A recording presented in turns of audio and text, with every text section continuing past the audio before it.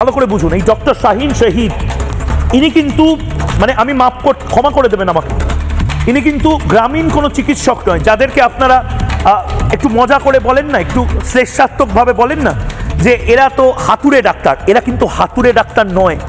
হাতুড়ে doctor র্যাডিক্যালাইজড হয়েছে, হাতুড়ে ডাক্তারের মগজ ধলাই করে AK-47 ধরিয়ে দেওয়া হয়েছে এমনটা নয়।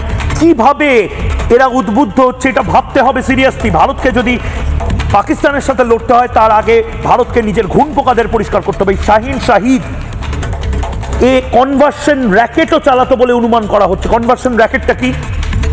অন্য ধর্মের মেয়েদেরকে উদ্বুদ্ধ করে নিজের ধর্মে নিয়ে আসা, তাদের একটা ভিডিও বানানো যে আমি স্বেচ্ছায় এই ধর্মে আসছি এবং তারপর তার মগজ ধোলাই শুরু করা।